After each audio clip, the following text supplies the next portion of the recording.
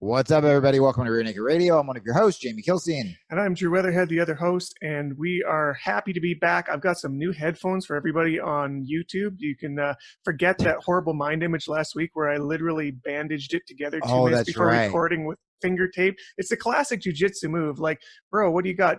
Eye hanging out of your socket? Here's some tape. Yeah. That's kind of just...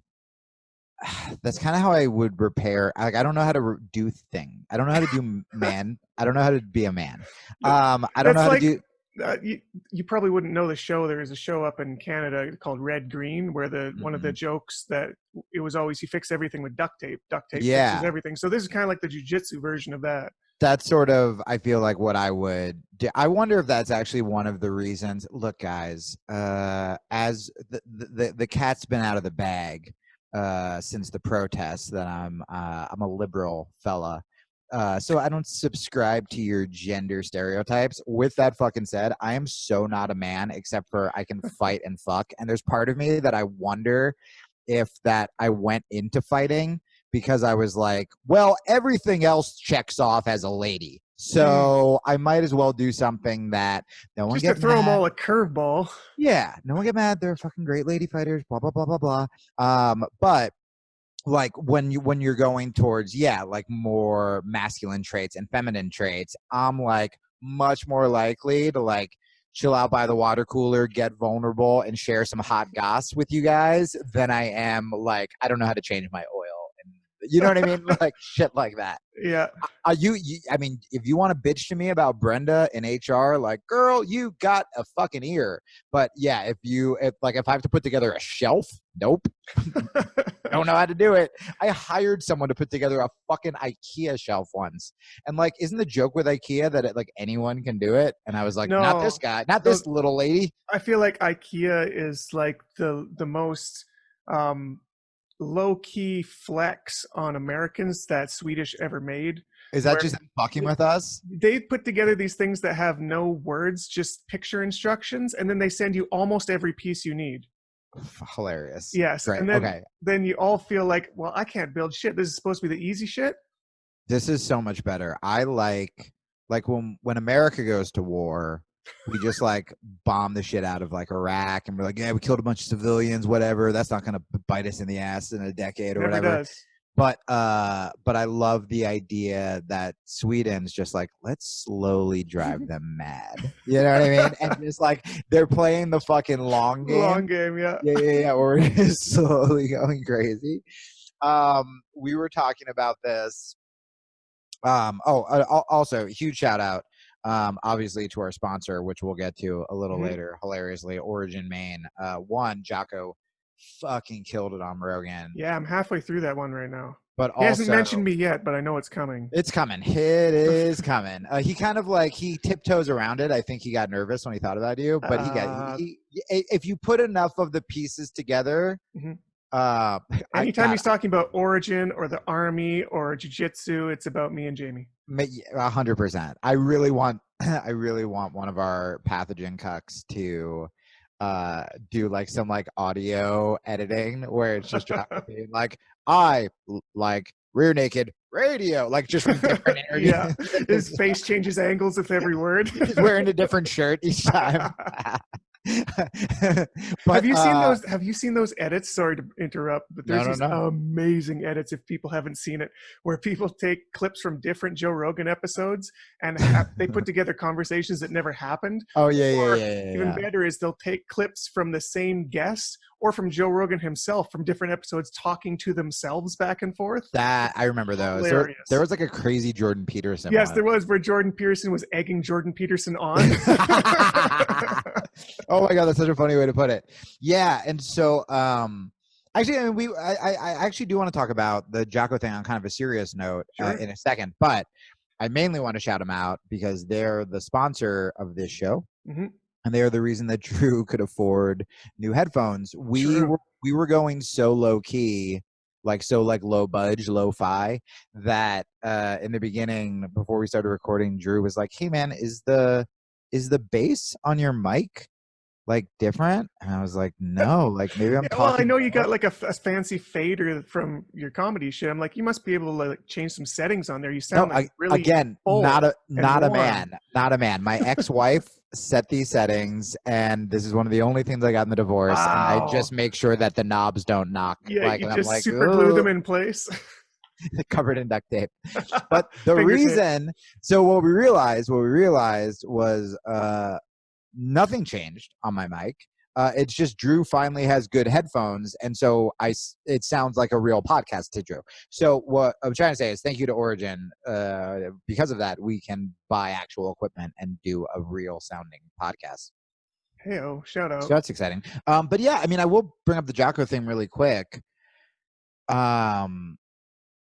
Because man, I just thought like, so you guys obviously know how, if you've listened to the last couple episodes, know where we stand on like the protests, on Black Lives Matter, on all that stuff.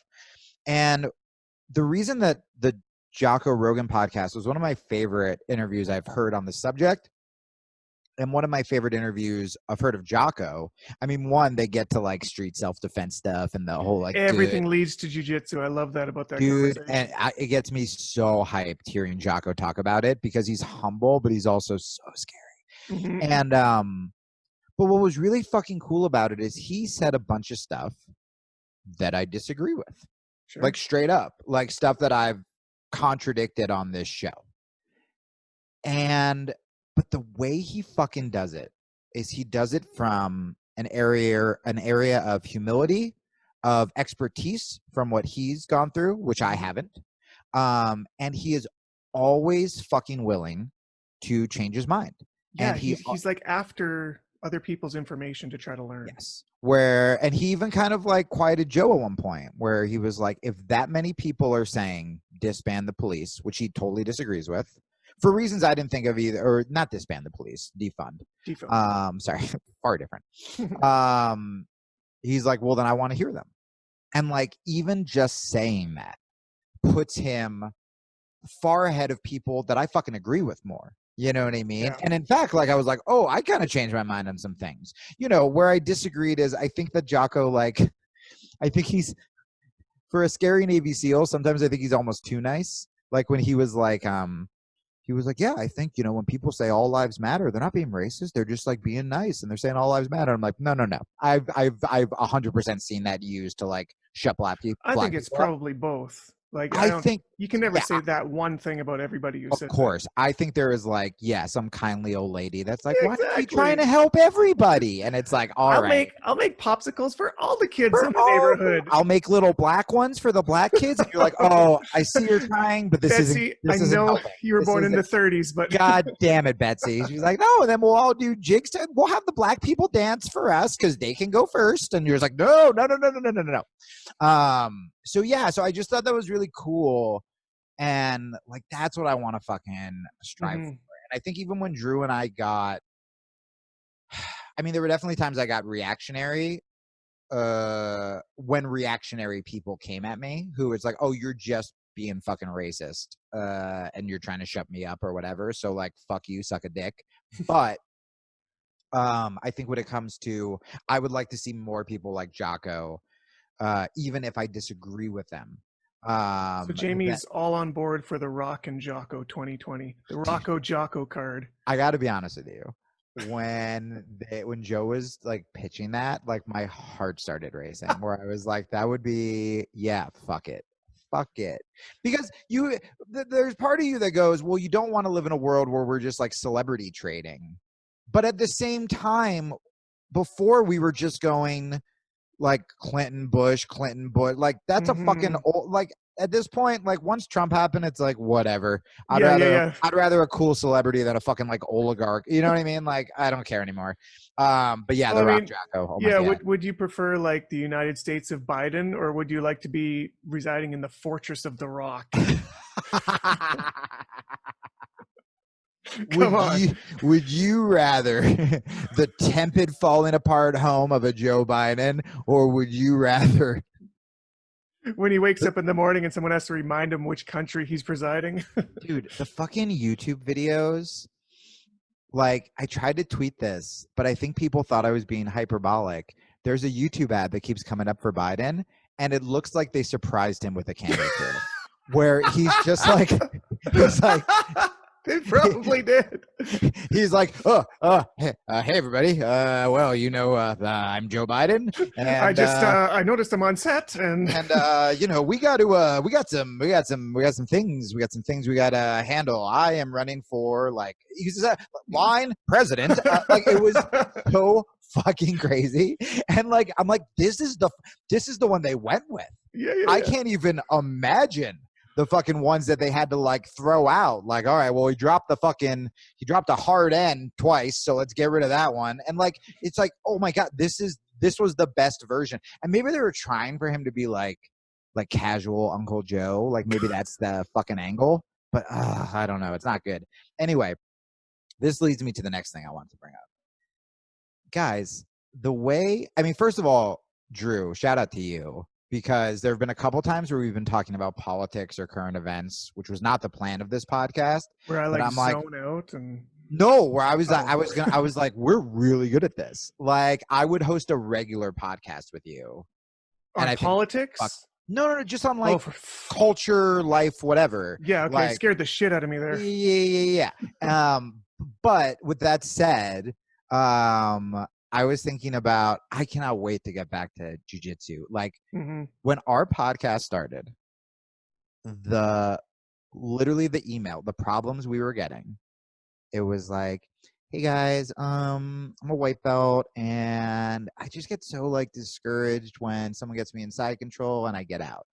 And then, like, the emails I've gotten this week are just like, due to the race wars, I'm afraid that because of the color of my skin, I won't be welcomed into my gym. And I was just wondering if I could, like, hide out in your apartment. Like, they are so much more. Even today, we were like, yeah, we're going to do a solo episode. And it's like, oh yeah, we'll talk about, again, I've gotten more emails than ever about this show, by far. Like, the show is, like, taken off. But none of them are just like, what do I do when I hit, like, a wall as a purple belt? It's literally like, if I go back to jiu-jitsu, am I going to get a disease that kills my grandma that has Alzheimer's? Like, everything has gotten so dramatic. We could make, like, some ridiculous chart of a graph that keeps going up and up. Start of Rear Naked Radio 6 months later to where we are now, and 6 months from now, where it's like, well, this is the third month of World War III. We've lost electricity for 2 months. We've got somebody riding a bike in the back to make this happen. The Rock's been killed. By murder hornets. Yeah.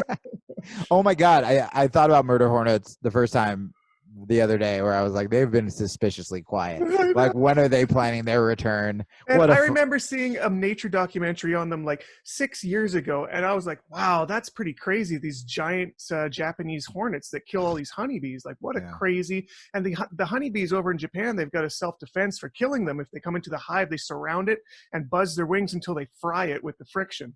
Whoa. Apparently our European bees over here don't do that. That's why it's a big deal. If they come over, they're just going to fuck all our bees up. Again, overseas, playing the long game with us. Yeah. But IKEA furniture, and then we're too frustrated to defend ourselves against their bees.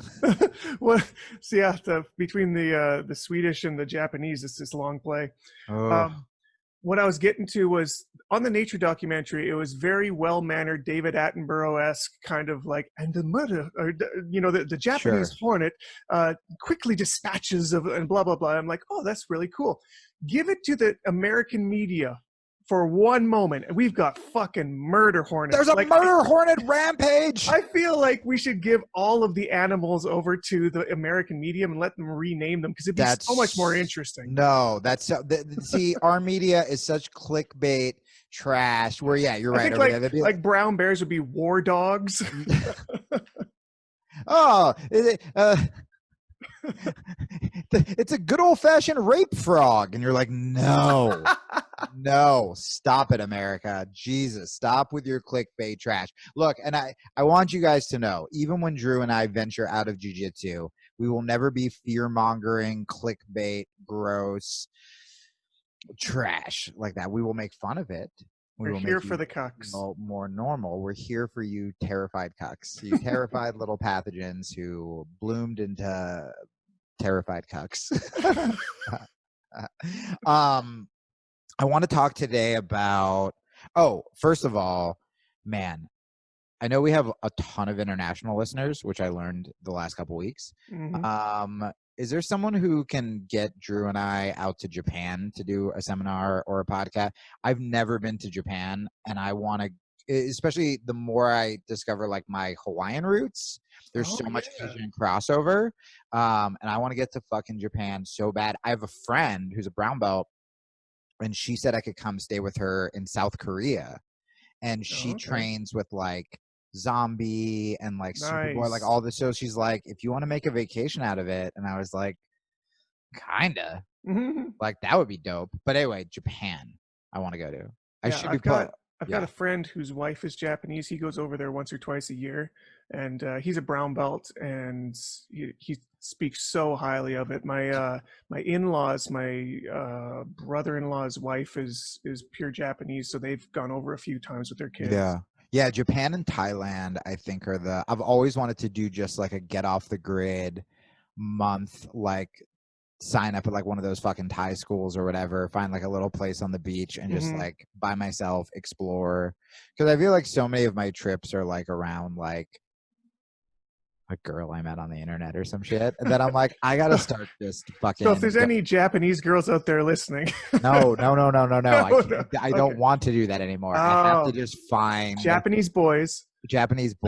Thank you. Again, we are progressive. This is 2020, everybody. Japanese boys, or as we like to call them in America, homicide factories.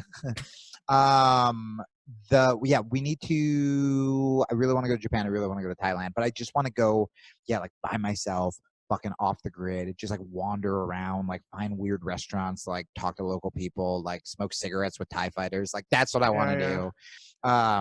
Instead of just like doing the Bourdain, Ari Shafir kind of thing, just drop off for a bit and travel. Dude, can I tell you, I'm going to LA next week. So I'm going to tape some videos with Keenan. So look out for those if you follow me on Instagram, Keenan Cornelius. You're coming up on 10K on Instagram too. What's that? You're coming up on 10K on Instagram. I know. Once because he promoted me once, and I think I got like 1,500 followers that day. So once we didn't even put out content together. So I'm like, we'll get to my fucking swipe up finally. But yeah, I'm doing some pretty big podcasts in LA this week, and I don't think I'm going to train. I'm like too fucking nervous, which is what we're going to talk about today. We're going to talk about kind of COVID and acclimating again, and kind of our thoughts and stuff like that. But so I'm doing this video with Keenan. Why did I bring this up, Drew? Because big podcasts. You traveling, girls, girl, boys. I don't remember. Japanese. I don't remember. Murder hornets. Murder hornets. Yeah, I don't know. It's fine. All right, let's talk about the vid. Let's talk about COVID. Is that what we're calling it? The vid? I missed that short. No, nobody did. I just brought it up now. Okay. And in my head, it sounds cooler than Rona. I was clapping for myself when I said that. Let's talk about the vid, you guys. Just kick back and get ready to hear about the vid. So I don't know your thoughts on it. I don't know where you're at training wise with the school. I'll let you have much more riding on this. So I'll give my dumb thoughts first. You go wild and I'll just jump in here and there.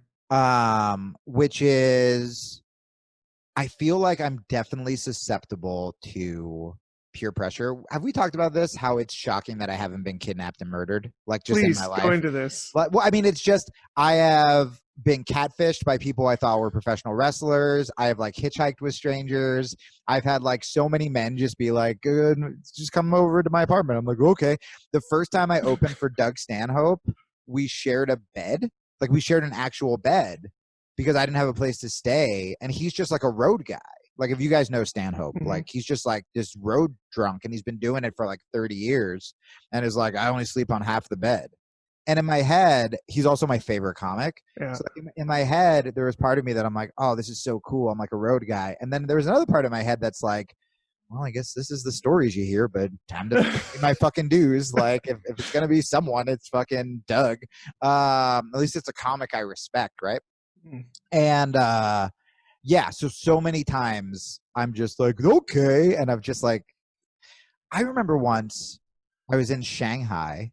I was in China. This sounds like a classic story. Anything It's that starts with in Shanghai. it's little, but it's so funny to me. Like, so there's this guy named Paul Provenza who directed the movie The Aristocrats, and he gave me my first like TV break. And I'm staying with him in LA.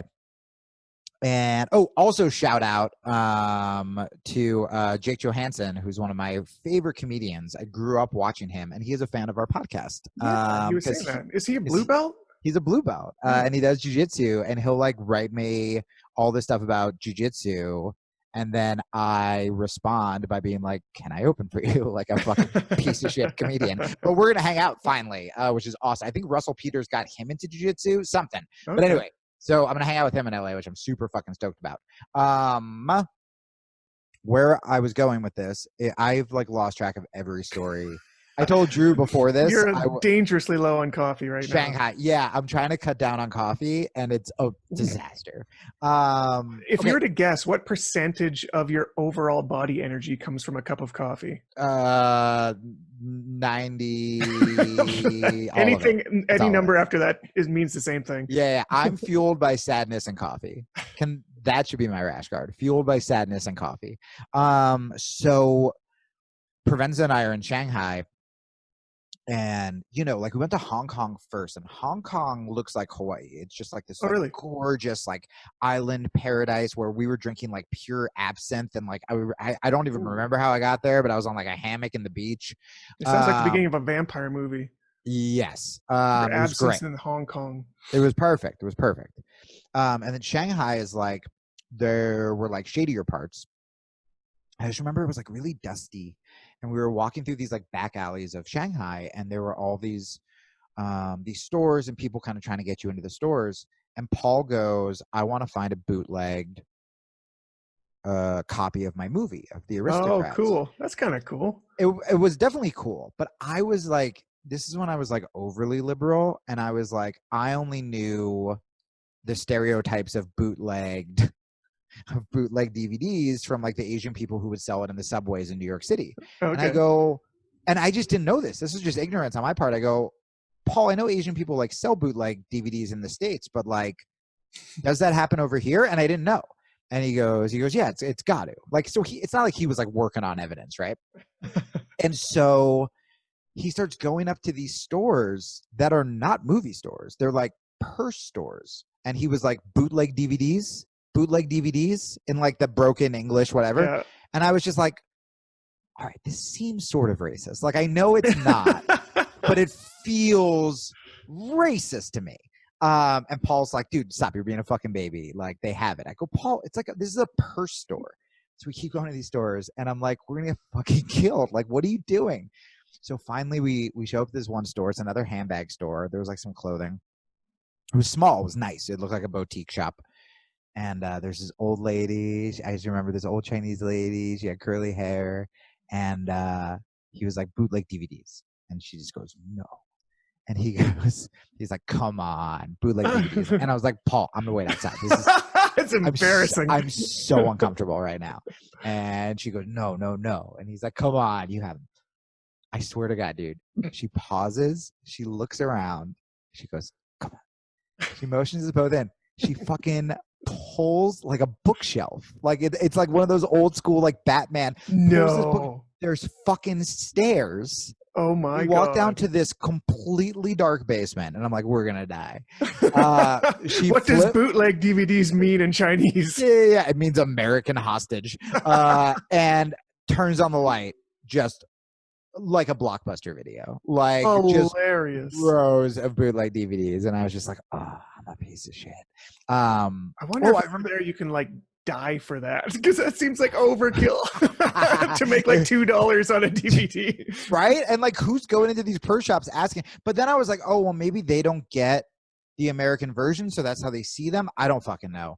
Imagine But if you're like looking for a place for a shop in Shanghai, like you're going to open up a shop. I'm like, I'm going to open up a purse shop, but guys, it's got to have a dungeon, hey, and real I'd like quick, to have like a bookshelf that enters in on it.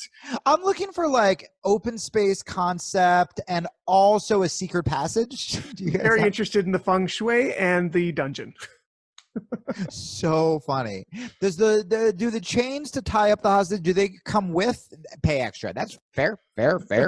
I remember what I was going to say, where one of the guys I'm hopefully meeting up with was, so I've actually been rewatching a lot of Anthony Bourdain, which I do when I'm depressed, which I feel, because he's so inspiring. Oh, good. Okay. But then I always forget how it ends. And I'm like, there's part of me watching that I'm like, oh, I'm so inspired to make my own art and tell the industry to go fuck itself. And then I'm just like, oh, I could also like, I could fucking kill myself. And then I'm like, nope, back, stop. And that was his biggest disservice to humanity as a whole, is making kill yourself look cool. We really did. And this guy, I know a lot of people who are very, very, very, very, very close to them, and everyone that is like in his circle of life is just incredible and sounds like they are more incredible for knowing him. So he really is a fucking inspiration to me. And so I became friends with his the DP, the guy, the director of photography, used to travel around for their show. And he's been on Rogan's before. He's a really great guy. And we're going to hang out when I'm in LA. And I remember we went out down to Santa Monica, and like, it was such a Bourdain spirit thing where we were just going to walk around. It was the first time we met, and get some food.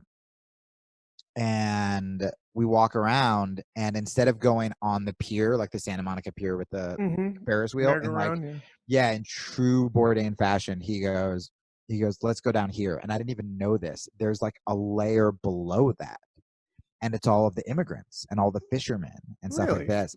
And it was just like, I was like, that's the kind of fucking person I want to be, man. And I've never done that. Like, again, I always used to go on vacations with girlfriends, and we would just stay at the hotel, and I never explored. But when you said that Bourdain, Ari Shafir, like, you know, I just turned 38, but and I've done adventurous shit, I guess. Like, I've lived in my car, and like, you know, but even when I traveled, it was always very like comedy club, Jiu Jitsu place, find a vegetarian spot. Tracks, right? Yeah, and I'm even thinking about this Minneapolis week that I'm doing. I'm like not getting paid shit because they're at like 25% capacity because of COVID. But I was like, maybe I just fucking rent a car for like $400 and go. I mean, I don't know if like Minneapolis is the first place I want to like explore, but like I really want to make that a goal where like when I'm going somewhere, I'm like, tell me the weird shit. And yeah, like you need a local, right? Yeah. Anyway. So how this relates to COVID, to the vid? To the vid. So my experience, I think, has been, oh, right. That's why. So I'm very susceptible to, I don't think peer pressure is the right word, but influence. Yeah. Like when I'm on Twitter, where I still probably follow more liberals than I do conservatives. And it's very like, if you don't wear a mask, you're murdering everybody. You're a piece of shit. Holy shit. Where is this? This is on Twitter?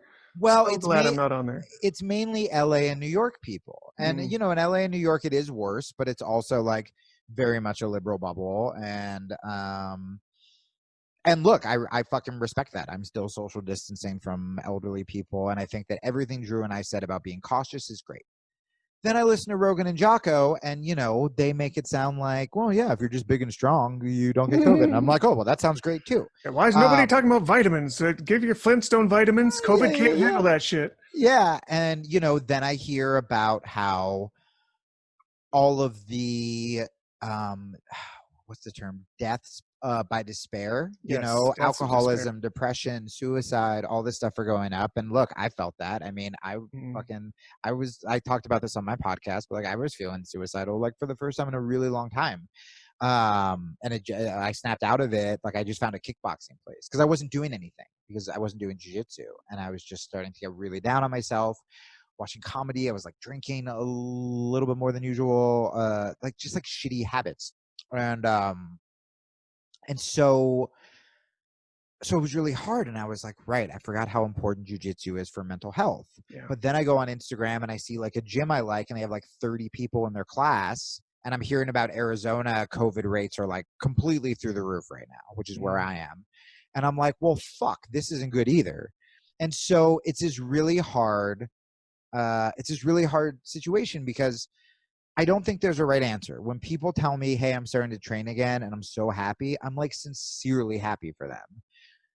But then when I start hearing about these statistics, or I see, schools who are with 30 people, I'm like, I go, well, we don't want this to happen again, because we already lost so many fucking schools that if we have to shut down again, we're even more fucked. So my experience, and then I want to hear Drew's experience, was, I trained with Kenny and Ryan, Kenny Florian and Ryan Hall, and it was great. It was totally fine.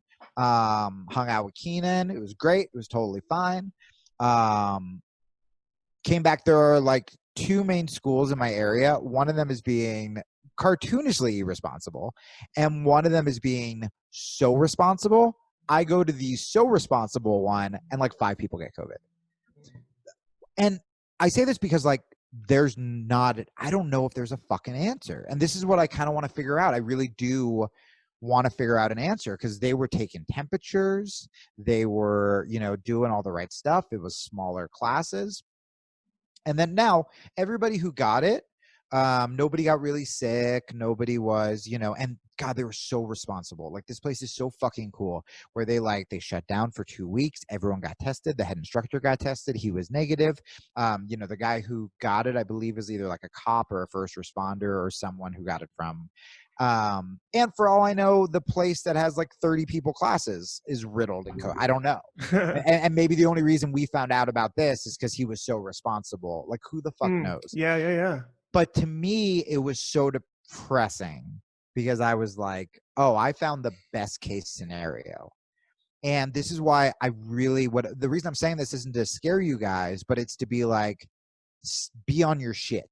Mm-hmm. Like, still get out in the sun, be eating healthy. Don't be fucking like partying. That's great advice. Like, sleep, all this stuff, because Flintstone vitamins, or whatever the fuck they sell at Origin. Use our promo code, get us money. I got these Jocko Discipline Go daily dietary supplements. Oh my goodness. I didn't know that you could eat Discipline, but apparently they sell it in single packages. I don't know how you're getting your packages, and I'm not getting anything. I want that protein powder so bad. I did get doubles of everything. It was nice of them. I did get a card that said to Jamie. Yeah. And so you guys have to remember that jiu-jitsu isn't the only thing that takes care of us, because I wonder if part of the reason I didn't get it, because I rolled with people who rolled with patient zero. I mean, it could have been timing, but I have spent quarantine. I've been out in the sun for about an hour a day. That's true. Vitamin D apparently is a big deal. It's huge. I've been eating very healthy. I've been eating like vegetarian. I've been eating clean. I've like pretty much gotten rid of cheat meals. Like, I've been eating really good. I've been sleeping. I mean, up until this week with like the depression, anxiety, it was a little harder to sleep, but I've been sleeping really well. And there is something and Rogan and Jocko talked about this, about building up your immune system. Mm-hmm. That doesn't mean, and again, this is something like the left doesn't really talk about, or they don't talk about on the mainstream news, because it's just so much of the like fear mongering, you're a piece of shit if you don't wear a mask, whatever. It's like, cool guys, talk about social distancing, talk about wearing a mask, but also like, you fucking tell people to go be healthy and to boost their immune system. So that was one of the reasons I got really depressed. And I was like, I guess I'm not going to be going back to jiu-jitsu, and it's getting so hot here that like running's harder. And so what I did is I found, and it's funny, I heard Brendan Schaub talk about this. He trains in Santa Monica at like a cardio kickboxing place. Seriously? Yeah, well, because he knows how to fight. And so dude, it seems like the person who wouldn't be in a cardio kickboxing. I see what you're doing. You were making a little fat joke. I thought you were saying because he was a big heavyweight, and I was with you, and I was like, oh, you're being mean. I see what that was. So I signed up for this place. Apparently, it's where Dominic Cruz started, and they have an MMA jiu-jitsu program that's just not running right now. I don't know if I buy that, but whatever. I am getting the most insane fucking workouts of my life. So they're doing great with social distancing. They like split the class up into 2. You're at the punching bag, so there's no sparring. But I've never taken these like cardio kickboxing classes. And the thing with jiu-jitsu is when you get good, like Drew and I, you can fucking coast if you want. Half the class. Our punching bags are called white belts. Exactly. Like if I'm just hanging out on someone's back, I'm not out of breath at all. He is. I'm fine. 45 minutes talking about fucking weird techniques, some like dumb warm up where you're doing like somersaults. I was like, it's fine. This is like in between every round on the punching bag. It's just burpees, mountain climbers, sprints, burpees, mountain climbers. I haven't done this kind of cardio. I'm going to be in the best shape of my fucking life, and I'm not doing any jiu-jitsu. And so there are, if you are worried about COVID, I would like recommend maybe even looking into a place like this. And by the way, I got to say, man, I got a vicious ass tie kick. I missed kicking the bag. Now, if you're going somewhere like that for self-defense, I would never recommend it because they're not telling people, bring your hands back to your face, keep your elbows in. You know, they're just people unloading wild shots on the punching just bag. go hard until the timer, right? Right. But like for us, it's like, well, I know how to fight. I know how to throw a punch. I have experience. I know when I'm fucking up. And what's cool is they're kind of taking a shine into me. So like if there's a technique thing that I have a question about, or I'm fucking up, or if instead of, you know, pretending to jump rope, I want to shadow box, like they let me do that, which is cool. But having that group workout with like high intensity, anaerobic exercise saved my life. Like dug me out of this like really deep hole that I was in because I thought jiu-jitsu was done for me. So that's kind of my spiel. Like I'm probably not going to go back. I mean, shit, dude, I even was going to like restaurants to write that were social distancing and stuff, but hearing about these spikes in Arizona, I'm like, I just don't want to be part of the fucking problem. Like, dude, I might have had it already. That's commendable, I'm healthy. Especially if you can do it, you know. But you got to find something to replace it, because if you don't, I'm telling you guys, everything is going really well in my life. Like girl stuff, financially, like on paper, this is the best I've done in years, and I crippled with depression this week, and a lot of it was just being like, I guess I don't do jiu-jitsu, and I guess I'm not an athlete, and then going in the opposite direction of like suddenly I'm listening to more comedy podcasts. I'm like, yeah, I should start drinking more. And like again, that peer pressure, like when I didn't have jiu-jitsu to keep me in check, I just started fucking off, because that's also part of the comedy lifestyle, is fucking off, you know. So that's kind of where I would. But then I found this kickboxing place, man, and it's just like game changer for me. Yeah, it's good to have anything that's sort of regimented and scheduled into your life to get those endorphins and that dopamine that you really need to keep your brain healthy, you know, at least in the right mode. And it's got it's got my diet better. Yeah. I had a funny thought the other day that I almost wrote into a bit, but decided not to, just because I don't know when I would ever use it. So I guess I'll just spill it on the podcast here. Great. You know, everybody always has these goals in their mind to try to get to where they're going to be happy. They need to get this thing, or they need to do this thing, or they need to have this person, or whatever it's going to be is going to make them happy. And then just the way our human lizard brain works, our monkey brain decides that once we have happy, we have happy. We're now happy. We have it. We got it. Now we're good. We just don't have it yet. We'll get it. Once we get happy, we're going to be happy. Yep. And I mean, after you've done that circle enough times, you should start to realize that happy is not a destination. It's a feeling you get that is extremely fleeting. That happens for like 2 seconds. After that, however, 10 months of preparation, of trying, of struggling to get to that point, to get your happy. I was thinking like, it's less like a destination. It's more like an orgasm. You know what I mean? Like it's like nobody thinks like, I just need to get to orgasm, and then finally I'll be orgasm. Yep. Once I get there, I'm going to be orgasm for the rest of my life. It's going to be awesome. Yep. And then what happens when you orgasm? You go, I'm a fucking piece of shit. So orgasm is it's a perfect analogy for happy. I'm covered in my own cum. I had to hit mute so I didn't hear weird stepmom shit. Not everybody's happy as that, Jamie. Yeah. Yeah, dude. No, I totally get that. And I mean, one, it's ironic. So in France, they call the orgasm the little death. Whoa. So there is something like deep and philosophical to that, I think. Or they're just really weird. The fucking French are so weird. But also the I was Rick Rubin, I think I heard talking about this. I may have talked about this on my podcast, maybe on here. Where when you keep chasing fame and success, the reason that a lot of these musicians and artists we love get so heavy into substance abuse and shit like that is because they think, well, once I hit this goal, I'll be happy, like you said. And then they get it and they go, like, actually, some of my biggest bouts of depression have been after I did something really massive. I don't know if you've had this with competition. No.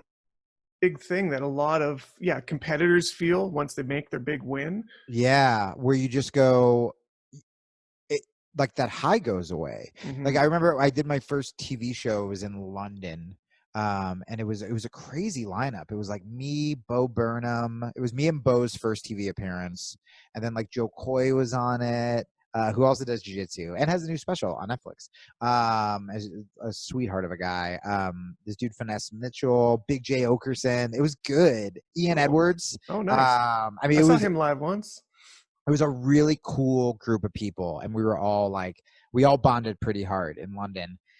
And I was like, this is the happiest I can be. Like, I did all the things right. Like, my career is starting. And then the week I got home, I was just like waiting by my phone, like expecting like the king of comedy to call me and be like, oh, here's what you do now or whatever. Yeah. And yeah, you've made it, Jamie.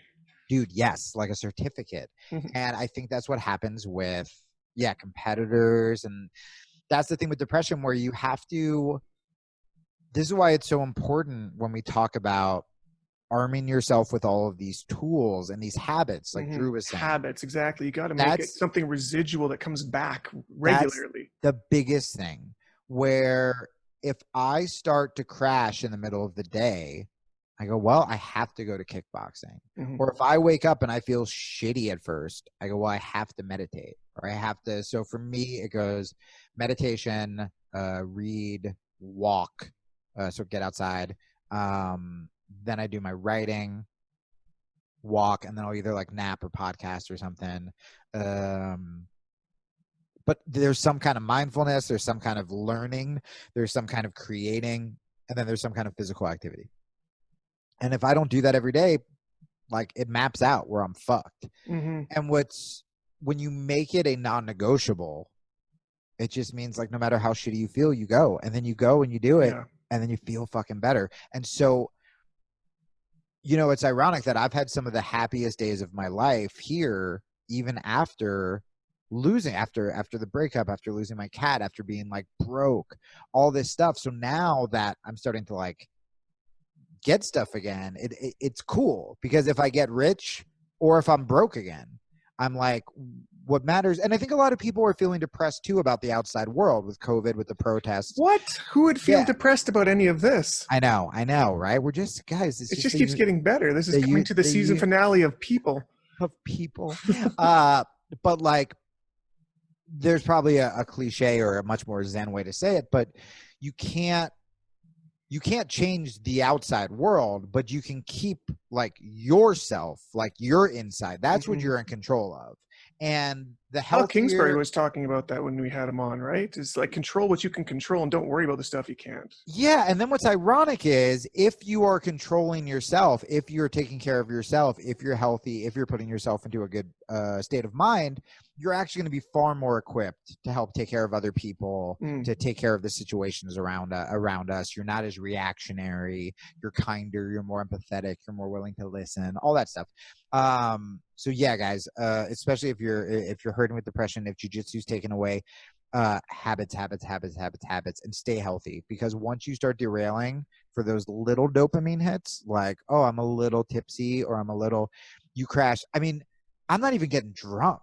I just had like 2 days in a row where I had 2 beers each and was just like wrecked, and then so depressed, because this is a depressant, the next couple of days, where I was like, do I go get beer again? And I'm like, oh, this is how it happens. I see. But it was fucking wild. And then when I started kickboxing and eating healthy, yeah, that doesn't sound as fun, but goddamn, like everything just like that. I'm making better decisions, like with everything. I'm making better decisions with girls, with family, with friendship, with whatever. I'm getting more shit done. And it's hard, you know, it's fucking hard to live in this world and be sober, right? Like there's a lot of bullshit. But, you know, I only want to do things that like enhance my creativity, my life, shit like that, you know? It's so logical when you say that, but it takes a lot of discipline to get there. Like Dude, that's the thing that Jocko always nails into everybody is discipline equals freedom, right? I think in this case, the way we're talking, it's discipline equals happy feels. Like if you want that happy, you kind of got to set yourself up for it. It's not just going to come every day just by default. And then you can actually enjoy it, right? Like of course. If I'm working out every day and eating healthy and then I go to LA and like I'm hanging with Paul and like he wants to have like a beer, it's like great. Like I can do that without feeling fucking crazy. But if like 7 days before I was like, this is the thing that completes me, then it's like, all right, well now it's a fucking problem, you know? So where are you at with, you don't have to talk about your experiences or whatever, but like, where are you seeing this going? Are you seeing any like positive signs? Are you still scared? Where's your brain? Well, I'll tell you what my situation is right now and then how I'm feeling about it. Okay. So Alberta, where I'm at, the government has been, I would say, extremely cautious during this.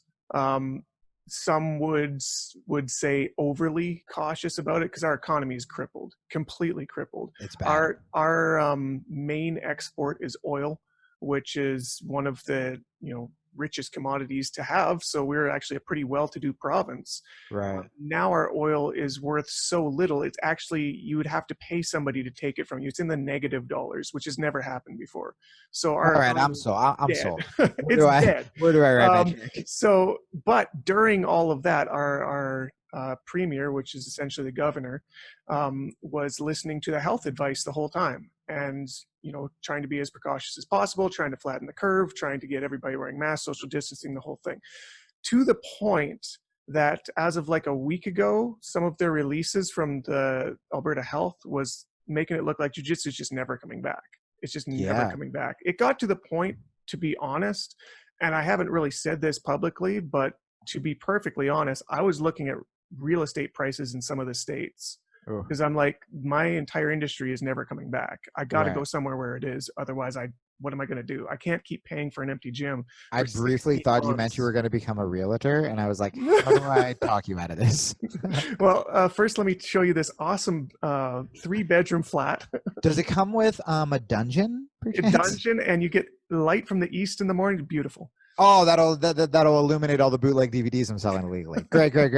Only when the hidden shelf is open. Okay, cool. Yeah, I'm sold. So yeah, it was rough. And then out of nowhere, like John Cena style, out of the blue, our government comes to us one Monday, like last week, and says, oh, by the way, we're going to start stage 2, which is going to reopen gyms, which weren't supposed to start till stage 3, and jiu-jitsu is part of that. So be ready to open in 3 days. Yeah, dude, I was like, what the fuck? Yeah, I don't even know what to do with that information. You and my my lady best friend, you and Lady Drew, are both Canadians, and I got like a text like from both you at like the same time, like Jiu-Jitsu's opening on Friday, and I was like, what the fuck? Yeah, so I was at that time, before those revelations came from the government, I was like, Jiu-Jitsu's coming 2021, probably in the fall. I was looking at like 12 to 16 months in the future. I was giving Drew like speeches where I was just like, Drew, I'm going to work so hard to make this podcast. Oh, I was such a pessimist. I apologize. And I'm going to get on to Joe Rogan's again. And I'm going to take care of your children. Yeah. I'm going to make sure your children, like that was like the level it was at where I'm like, oh, Drew's about to like, his life's over. Like we have to make this podcast so much. I mean, we're doing exactly what we said we're going to do, but I'm like, we need to like even double that. And make it bigger. And So it felt like I was in a room where all the water was filling up, and we had like that, in the movies where you got your lips just above the water and you see that Yep. last little sliver and then they take a breath. Yep. Right when I took the breath, the plug at the bottom opened up and now I'm in a vortex swirling down trying to figure out what the fuck I need to do, but I've got air. Yeah. So Not we're in this Penny's point. boat. Yeah, we're at this point where I've been scrambling for like the last 10 days to figure out a protocol, to figure out how we can do this as safely as possible between kids classes, adults classes, people who have high problematic jobs when it comes to COVID, like people that work in the medical industry, cops, firemen. Dude, so those motherfuckers, I feel like need to be treated differently because that's what happened here. Yes. And I don't know if other gyms are doing that. We're killing them all. Yeah, yes. We're lining. Oh shoot, that was supposed to be. That was a secret. Oh, okay. Guys, still come to class on Tuesday. A very special event. Everybody's getting promoted. And then everybody else who's listening, remember, they only die if you stab them in the heart. Yeah, because that's what happened to this gym. And is this happening? And this, it's so funny. We talked about so many non-jiu-jitsu things. I'm like, wow, we're really getting into detail, but I forgot we have a jiu-jitsu podcast, which is, I think that like every gym owner right now should be communicating with each other. And instead of being so like, oh, like there's like the one side of the gym that's just like, if you're fucking wearing a mask, you're a pussy. And then there's like the other side that's like, get back in your bubble. Yeah. And so, but I'm like, we need to be sharing what's working and what's not working. Well, here's what's good is we had a Zoom meeting between a bunch of different gym owners in Alberta for exactly this reason last week. Because we're like, no, but I mean like real people, like American gyms. People that are proper jiu-jitsu. Because here's the thing is, we haven't done this yet. Okay, so for us, we're behind your curve. So we're trying to figure out the best way to do this for two reasons essentially, and they're kind of like the converse of each other. So one is we don't want to do it wrong in a way in any single gym where there's going to be an outbreak, and then it makes jiu-jitsu look unsafe to the public that doesn't know anything about jiu-jitsu. Oh my God, right? Because we're not even thinking about. We're just like, I'm only thinking about saving the current clientele. Right. I forgot that like this is public perception is huge. If they're like, if they get on the news and say news at 11, jiu-jitsu gym breaks out with 30 new cases of COVID when we had 0.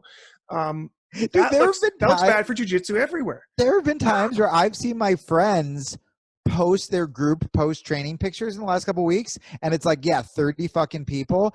And I'm even taking it a step above what you just said, where I'm just like, my friends are going to be the reason there's a second wave and the economy shuts down. Like, it's straight up going to be only because of the jiu-jitsu gyms, because we were like, gotta roll, that like the entire country is going to shut down again.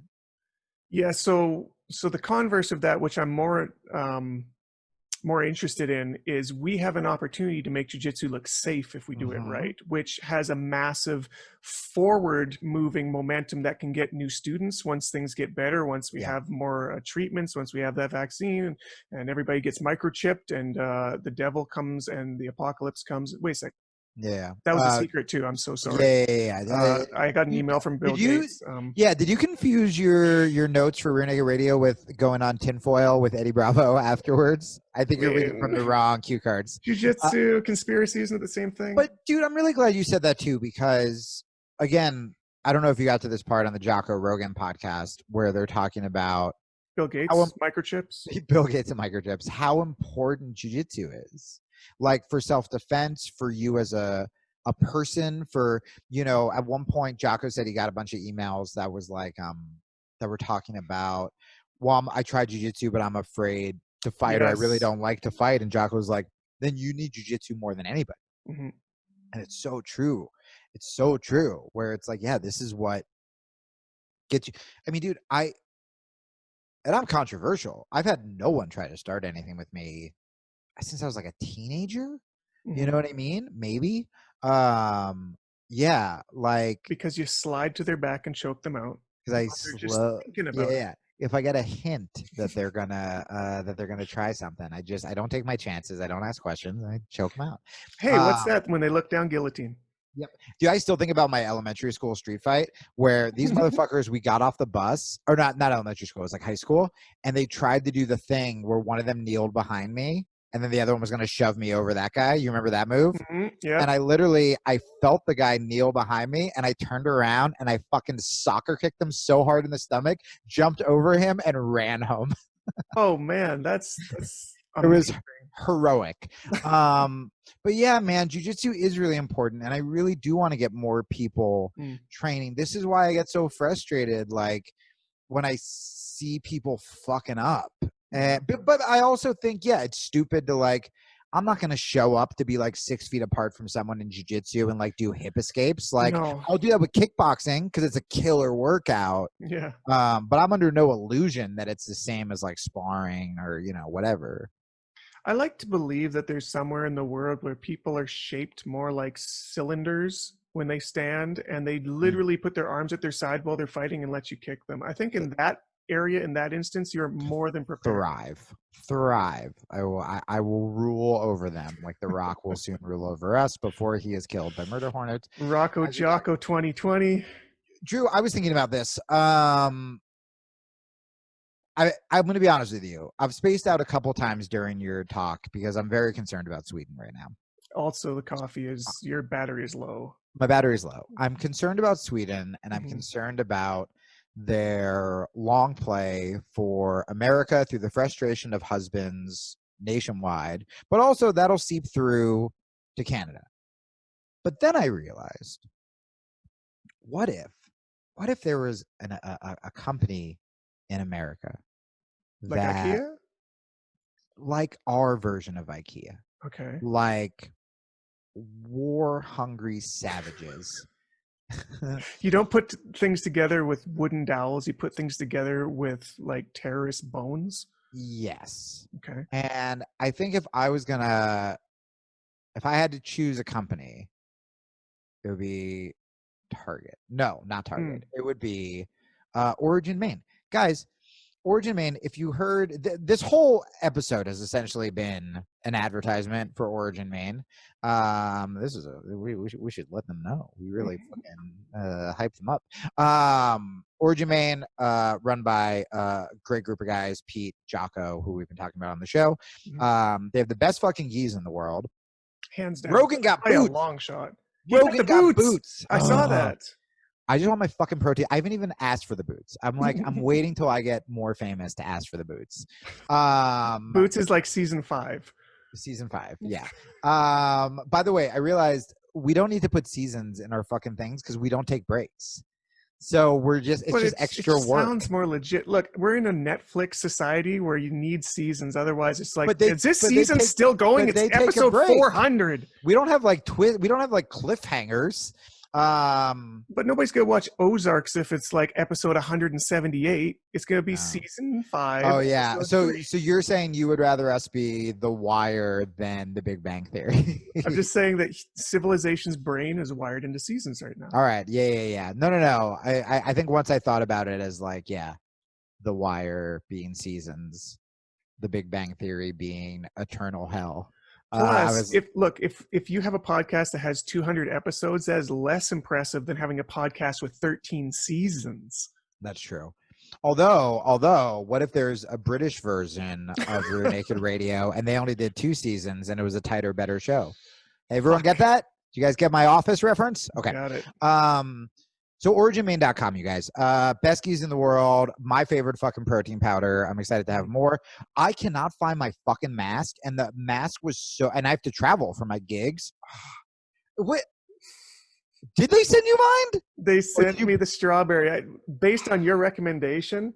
You asked for it. Strawberry Slayer protein. This is what I'm talking about. This is the IKEA marketing switch to American. Instead of like strawberry shelf Zord protein, it's Strawberry Slayer. Have you tried it yet? Strawberry slashed in half. Yes, it's every bit of delight that you fucking good. It's so fucking good. I like it because I have a diet that, how can I say this, isn't good and meant for humans.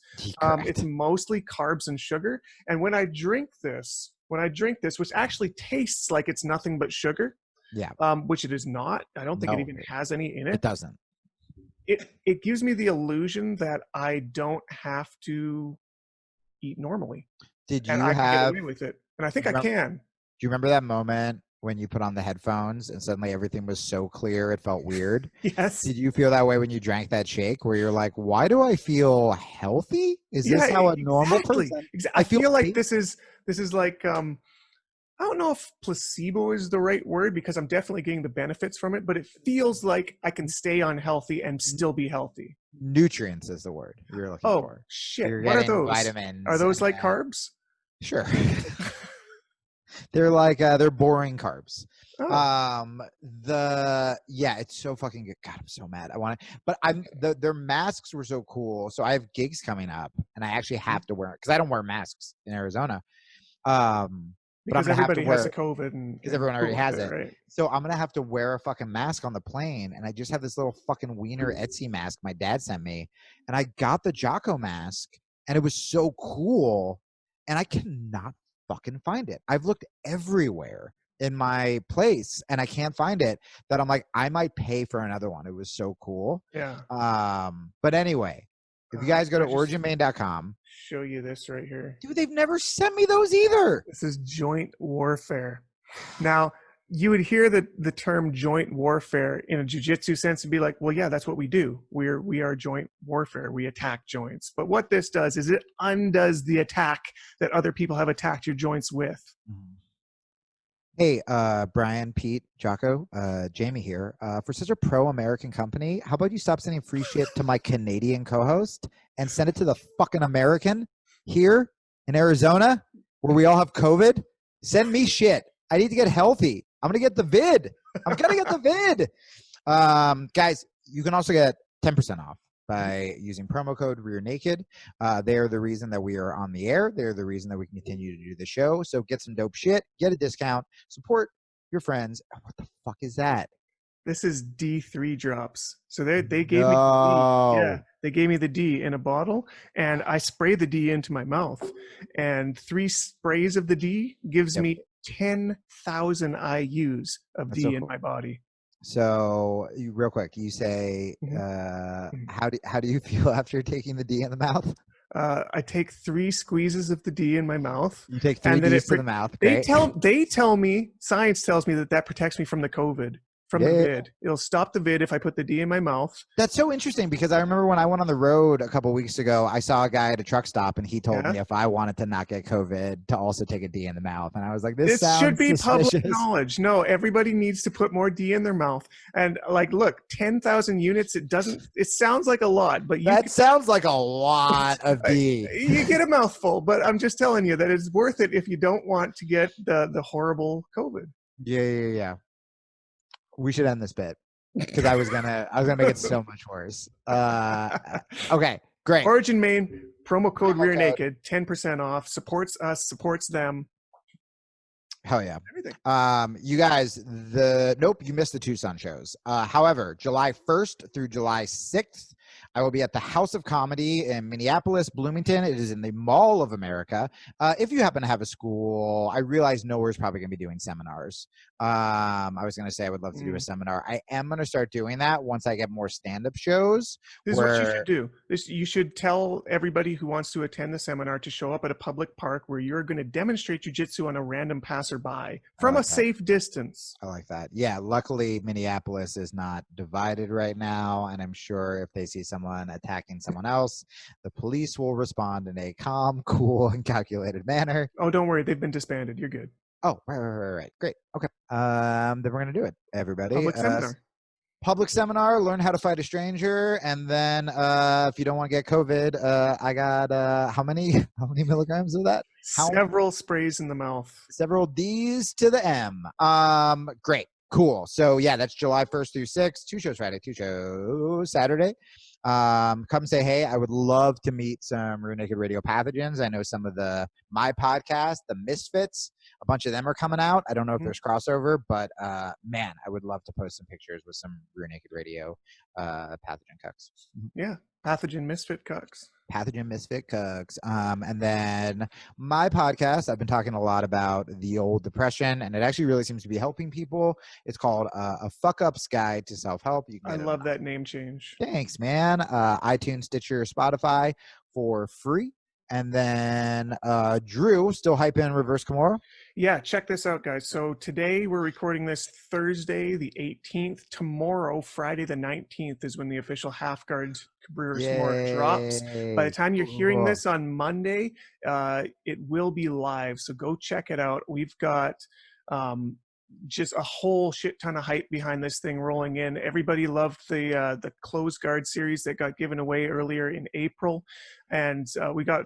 This is what I'm super excited about, is the second wave, which is actually going to be the first wave. The next thing to go viral is going to be the Reverse Kimura. It's going to start taking over gyms faster than COVID. I swear to God. Once people get back from watching these tutorials and actually getting to try it on their friends, it's going to be the next thing. I feel like we should figure out a different way to market it than second wave. Second wave. Viral. I feel like that's I feel like that's a little divisive for the times we're living in. I thought that was like what people want. They want, like if you were like, hey, Reverse Kimura series, keep it away from your grandparents. Like, I called it the virus series. No, that's not good. Damn it. What if I'd have time to change the marketing? What if just something like less controversial, like all Kimuras matter or something like that? All that's grips matter. All grips matter. AGM. Did you see that fucking woman cop who made a video crying because she didn't get her English muffin from McDonald's? That's horrible. I do want to see that. Well, it's incredible. I'll send it to you. It's the craziest thing. People were like, well, this is an example of someone who should own a gun. Like all of the protests and stuff. She's like, people hate the police. That I didn't even get my English muffin. And I was afraid that they were going to do something to my McMuffin. So I left, and I just want to be able to get McDonald's. And I was like, ooh. Look, guys, a quick suggestion. I don't think has been brought up globally, nationwide in the US yet, is look, we've got Elon Musk, who is doing great things with autonomization.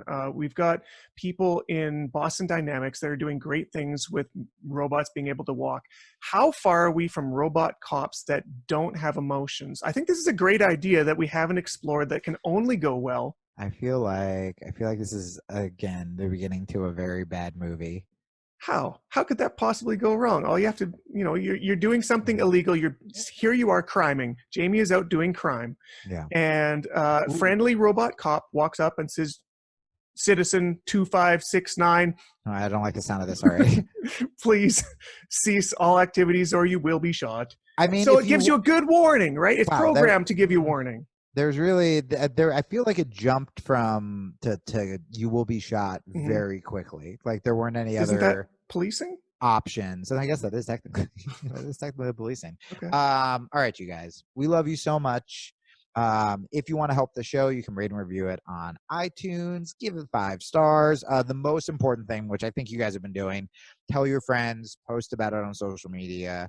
We're the best goddamn fucking jiu-jitsu podcast there is, and we're also taking risks to do the right thing. We're trying to help the community as much as we can, not divide it, and bring all the good non-douchebags together, where we can have a little place to not be douchebags as a group.